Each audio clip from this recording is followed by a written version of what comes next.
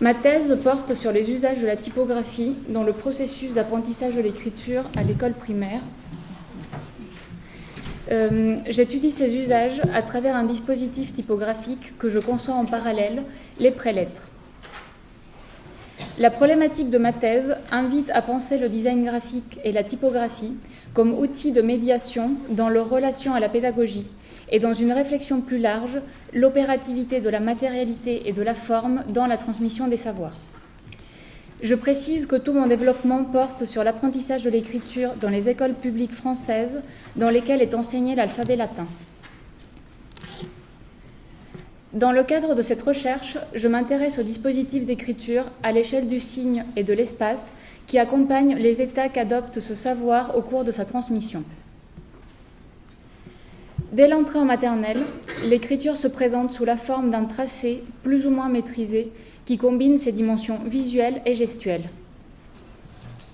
Elle atteint sa dimension linguistique dès que ce tracé adopte l'apparence d'une lettre et se charge de la valeur symbolique que lui confère le code alphabétique. C'est pourquoi il est important de rappeler que l'enfant peut tracer et dessiner une lettre sans pour autant l'écrire. J'emprunte ici les mots de l'anthropologue Tim Ingold qui, dans son ouvrage « Une brève histoire des lignes », fait état des conclusions du psychologue russe Vygotsky sur le développement du jeune enfant. Le fait de nommer l'objet peut précéder et non seulement suivre l'acte de dessiner. C'est ce qui explique qu'un enfant puisse, par exemple, entreprendre de dessiner un A. Mais il ne l'écrit pas encore. L'écriture exige quelque chose de plus, déclenché par la découverte que les lettres peuvent s'agencer pour former des combinaisons signifiantes, les mots. La dimension graphique de l'écriture apparaît alors comme le moyen d'accéder à sa composante linguistique et l'élaboration des idées. On comprend que l'acte graphique repose sur deux aspects fondamentaux, l'aspect sémantique au niveau du contenu et l'aspect moteur au niveau de la forme du tracé. La réflexion que je souhaite introduire aujourd'hui dans le cadre de cette présentation concerne l'apport d'écriture dite figurative à l'apprentissage de l'écriture, tant au niveau de l'activité graphique que sur le plan linguistique, et au développement des capacités communicationnelles de l'enfant. Ces écritures regroupent des systèmes d'idéogrammes, de phonogrammes et de pictogrammes et soulèvent le rôle du dessin, moyen d'expression que les enfants investissent dès leur plus jeune âge. Je me demande si le recours à un système d'écriture élaboré à partir de productions enfantines peut constituer un outil en mesure de les introduire au mécanisme du langage d'adulte et de ses conventions. Commençons par regarder quelques tracés d'enfants. J'ai précisé qu'à l'entrée en maternelle, les tracés étaient plus ou moins maîtrisés. L'étape de développement du geste d'écriture consiste à faire émerger des capacités à la fois motrices et visuelles pour permettre à ces formes expressives incontrôlées de devenir des tracés fluides et de plus en plus précis. La plupart des méthodes en usage dans les écoles insistent sur l'importance de distinguer les types de traits, gribouillis, dessin, écriture. Une sémiologie de la ligne est opérée afin que l'enfant intègre consciemment ou inconsciemment la différence entre ses modalités expressives et leur effet sur cet autre que lui, adulte ou enfant, qui les reçoit. L'étape de développement du geste est directement rattachée au corps et à sa dimension matérielle et physique.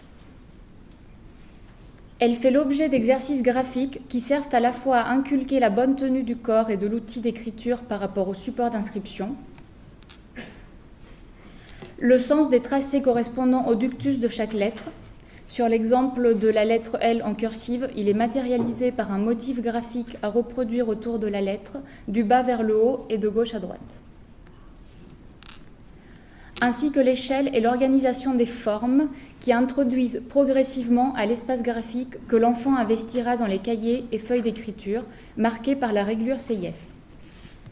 Je rappelle qu'il s'agit d'un quadrillage emblématique qui connote les feuilles et cahiers dont se servent les enfants dès l'entrée à l'école élémentaire et jusqu'à la fin du lycée, parfois même à l'université. Je pense d'ailleurs que tout le monde dans cette salle a écrit au moins une fois sur une feuille réglée CIS. Celle-ci hérite le nom de son inventeur, le libraire et papetier Jean-Alexandre Seyès, qui l'a mise au point en 1892 en associant de fins traits horizontaux espacés de 2 mm à des traits épais horizontaux et verticaux espacés tous les 8 mm. Pensée pour l'apprentissage de modèles d'écriture manuscrite reproduits à la plume, cette réglure n'a pas changé depuis sa date de création, alors que les outils d'écriture ont évolué, avec notamment la généralisation du crayon et du stylo à billes. Dans certains cas, le recours à une représentation figurative permet, par analogie, de sensibiliser à la forme des lettres de l'alphabet et s'applique autant à l'identification des formes, donc à leur lecture, qu'au tracé à proprement parler. L'objectif de ces exercices est de canaliser les gestes spontanés des jeunes enfants, les guider de sorte qu'ils puissent venir épouser les formes de l'alphabet. Tel que nous pouvons l'observer à l'écran, ce processus de transformation n'est pas aisé, car chaque lettre s'accompagne de difficultés de reproduction en accord avec ses logiques de tracé. À ce stade, il est important de préciser que parmi les 3 modèles d'écriture utilisés en maternelle, les enfants entrent dans cette activité par le tracé des lettres en capitales d'un alphabet dit script, par distinction avec un alphabet cursif. Certaines lettres, comme le E et le F, sollicitent des formes simples. Elles résultent de l'association de lignes verticales et de lignes horizontales, mais requièrent la compréhension du principe d'association modulaire que les jeunes enfants n'intègrent que progressivement. Plus le nombre de tracés est important dans la lettre, plus la complexité dans sa reproduction augmente, puisque ces tracés font intervenir des mouvements invisibles que la main réalise pour relier des formes discontinues. Les formes arrondies, comme le C, le O, le G, demandent à être tracées de gauche à droite en partant du haut, de façon à suivre la cursivité du geste, ce qui, dans certains cas, contrarie le sens de droite à gauche adopté spontanément par les enfants. D'autres lettres, comme le B, le P, produites par l'association de formes complexes, imposent le respect du ductus pour éviter les gestes invisibles, dont l'unique effet serait le ralentissement du tracé. Enfin, les diagonales se caractérisent par l'effort d'inclinaison. Elles supposent de savoir faire la distinction entre une ligne verticale et une ligne penchée, notamment pour le tracé des lettres A et H en majuscules. Quel que soit le modèle d'écriture adopté, le tracé des lettres de l'alphabet n'est pas aisé, parce qu'il est corrélé à la maîtrise d'une technique. Si l'on part du principe que la communication occidentale dépend de l'application matérielle du code alphabétique, on peut s'interroger d'une part sur l'effet d'un recours au dessin, qui est une pratique investie de façon spontanée et décomplexée par les jeunes enfants dans le développement de leurs modalités graphiques et expressives, d'autre part sur la nature du langage employé, situé entre figuration, symbolisme et abstraction. Attardons-nous sur quelques récits dessinés par des enfants scolarisés en maternelle. On constate leur caractère à la fois expressif et synthétique. Ce récit est composé d'éléments graphiques que nous pouvons aisément distinguer. Un soleil, des personnages, un édifice, des arbres. Ceux-ci peuvent faire l'objet d'un travail d'extraction de façon à constituer un répertoire de signes. Ces signes deviennent alors potentiellement polysémiques, puisque permutables et combinables les uns aux autres au sein de séquences qui s'apparentent à des successions de mots dessinés. Cette opération permet de porter un regard analytique sur ses propres productions, dans l'optique d'en extraire des unités graphiques à partir desquelles seront imaginées d'autres associations sémantiques. Ainsi, l'enfant découvre le principe d'agencement des mots au sein de la phrase et les variations de sens produites par les combinaisons à travers des éléments qui lui sont familiers puisqu'issus d'une pratique personnelle presque intime. Ces associations impliquent de considérer l'espace graphique comme un des lieux où se construit la signification volontaire, par distinction avec la signification involontaire dépendante de l'action interprétative du lecteur. Repenser l'organisation des éléments extraits des récits dessinés et leur agencement au sein du support est essentiel car le sens de ces éléments est en mesure de changer suivant la place qu'ils occupent dans la séquence, tels les mots d'une phrase. De la même manière, se pose la question de l'opérativité des dessins et de leur simplification en vue d'une efficacité tant sur le plan individuel que dans leur combinaison avec d'autres. Ainsi que sur l'éventuelle cohérence graphique globale du système d'éléments extraits des dessins, laquelle repose sur des paramètres tels que le type de trait, le traitement graphique ou l'angle de représentation. Ces questionnements sont fondés sur une approche sémiolinguistique de la pédagogie de l'écriture, car inventer un tracé qui est valeur de symbole, se mettre d'accord sur ce tracé, ensuite seulement, et quand la nécessité s'en fait sentir, passer aux conventions qui ont cours dans la société des adultes, c'est découvrir l'aspect social de la communication écrite, la permanence du code et les conventions qui le sous-tendent. C'est entrer dans le monde de la sémiologie.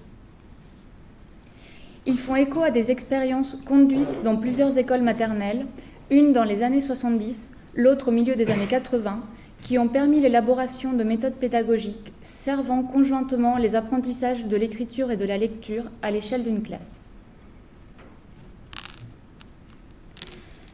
La première dont je vais parler est aussi la plus récente dans le temps puisqu'elle a été développée en 1986. Elle associe un linguiste, Alain Bentolila, à Colette Durand, inspectrice départementale, et à Marie-Thérèse Gauthier, directrice d'école maternelle. Ils ont mis en place une démarche pédagogique fondée sur les 2 niveaux d'analyse du langage qui permet d'élaborer collectivement des systèmes d'écriture idéographique et phonographique.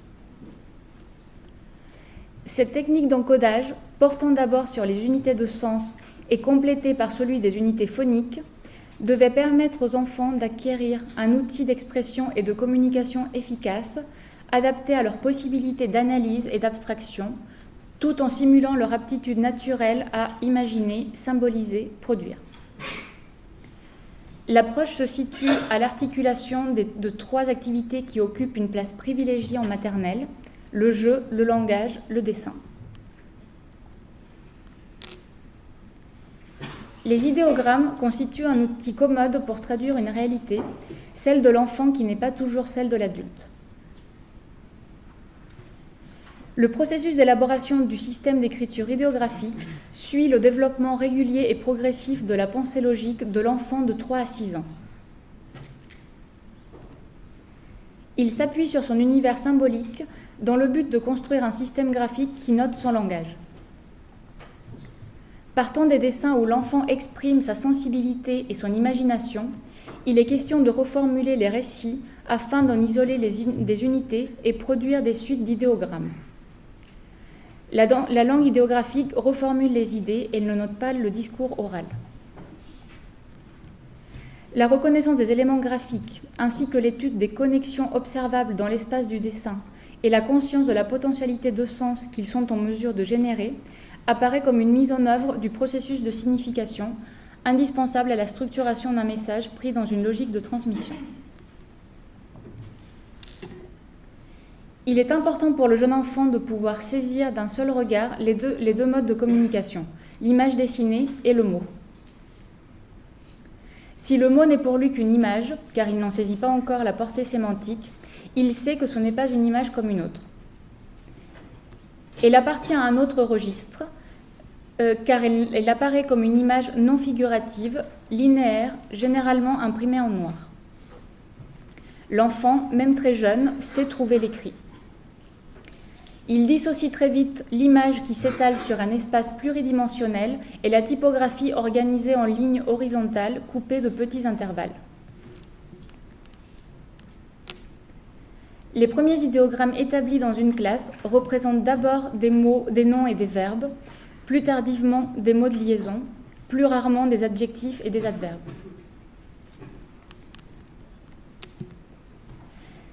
La juxtaposition de ces 2 suites d'idéogrammes fait émerger le caractère interchangeable de ces derniers. On constate que le même idéogramme, dupliqué, sert à représenter le pluriel, ici un enfant, les enfants. Ceci parce que les enfants ne fragmentent pas dans les premières semaines de travail avec les idéogrammes le couple que forment le nom et le déterminant.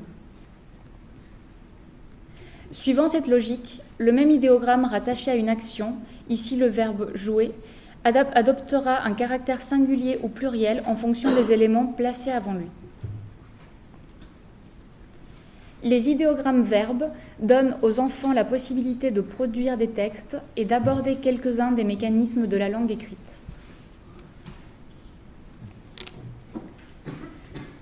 L'utilisation de signes non liés, idéogrammes et phonogrammes, que nous verrons par la suite, néglige la composante cinématique de l'écriture alphabétique. C'est-à-dire que les signes indiqués peuvent être réalisés de n'importe quelle manière, sans que le geste graphique soit dicté par une économie réelle de mouvement, comme c'est le cas dans le ductus des lettres. L'étape d'adoption d'un idéogramme est intéressante car chaque choix anime des débats collectifs au sein de la classe. Un seul signe est retenu, faisant naître dans le groupe la notion de convention. N'oublions pas que cette démarche conduit à l'élaboration d'un système de communication visuelle qui opère auprès d'un groupe d'individus restreints.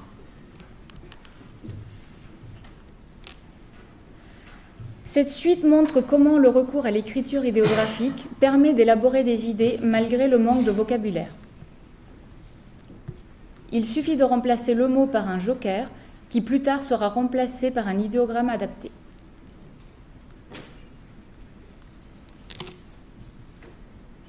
Une suite d'idéogrammes entraîne des lectures légèrement différentes, tout en exprimant la même idée. Sur ce point, je citerai Anne-Marie Christin qui, dans l'image écrite ou la déraison graphique, explique que s'il n'est pas une écriture d'idées, l'idéogramme est encore moins une écriture de choses. Il est faux d'imaginer qu'à tel idéogramme particulier corresponde tel mot particulier. L'imposition de la syntaxe verbale sur ce que nous appellerons un assemblage d'idéogrammes va déterminer, et de façon variable selon le système concerné, le mot qui sera finalement énoncé à partir de chacun d'entre eux. La spatialisation graphique des idéogrammes est de fait essentielle.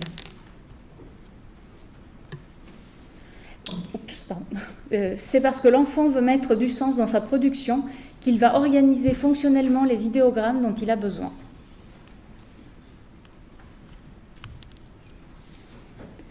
Arrivés à ce stade, les enfants ont une conscience de plus en plus claire du fonctionnement de la langue et du code de transcription. Leur exigence à l'égard de la correspondance entre l'oral et l'écrit s'accroît et le système idéographique montre ses limites. C'est alors que commence l'élaboration d'un système complémentaire de notation des sons, un système phonographique en mesure de combler les manques inhérents au système idéographique.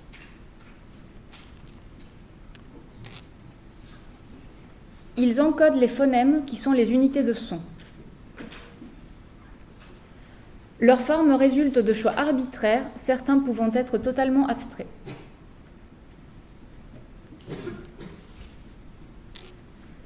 Le code idéographique diffère d'une classe à une autre, ce qui accentue la dimension contextuelle de chaque encodage.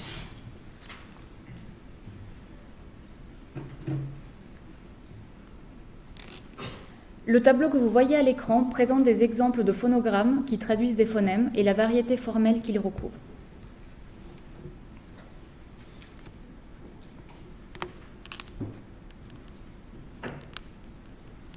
La dernière étape de cette démarche pédagogique associe les systèmes d'idéogrammes et de phonogrammes. Leur organisation constitue une opération sémiographique et logique. Elle offre à l'enfant un outil à sa mesure, un instrument de conceptualisation. Dans le temps, cet outil permet la mise en place de mécanismes et concepts fondamentaux qui sont à l'œuvre simultanément dans l'écrit.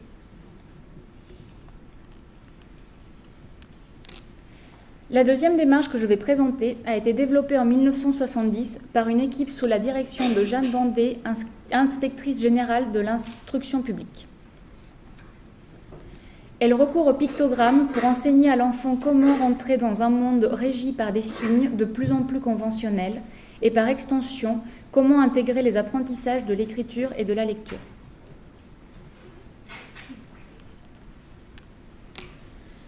Le langage oral, comme le langage écrit, utilise des signes. Ils sont, l'un et l'autre, un système de signes qu'il faut apprendre. Mais auparavant, il faut comprendre ce qu'est un tel système, et le mieux est d'inventer un système de signes simplifié à utiliser dans une classe.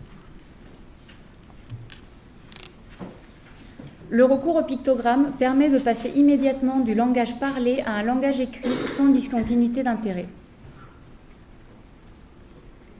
L'enfant y retrouve ses intérêts personnels et il continue à vivre sa vie d'enfant.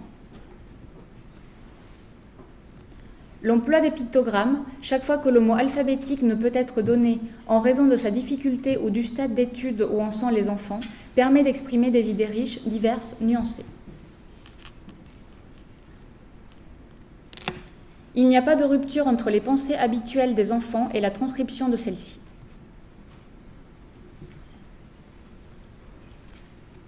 De fait, les enfants sont capables d'écrire d'emblée des textes beaucoup plus riches qu'en n'utilisant que quelques lettres ou quelques mots-clés, tels que nous pouvons le voir dans cet exemple de narration codée.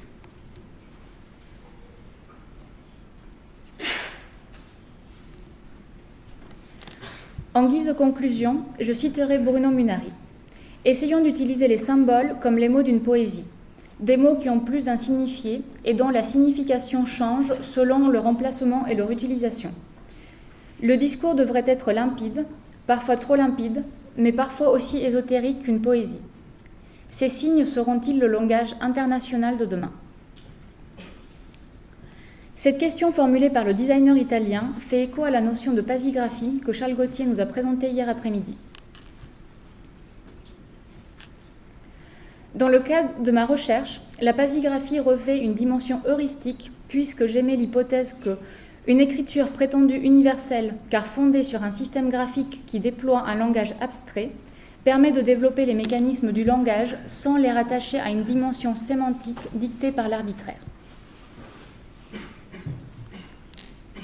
C'est-à-dire qu'en ayant recours à un langage où la forme ne renverrait à rien d'autre qu'à elle-même, c'est la compréhension d'une logique structurale de la pensée graphique qui est appréhendée. Le dispositif prélettre déploie un langage volontairement abstrait, constitué essentiellement d'éléments géométriques déclinés en couleurs élémentaires. Je travaille actuellement sur un prolongement au principe d'encodage linguistique que je viens de vous présenter, où l'objet manipulable remplace le dessin et favorise une appréhension kinesthésique de la forme à travers l'engagement du corps dans l'acte d'apprentissage. Un corps qui agit conjointement à l'échelle du signe et de l'espace et qui appréhende de façon concrète des concepts abstraits. Et je m'arrêterai sur ce point. Merci.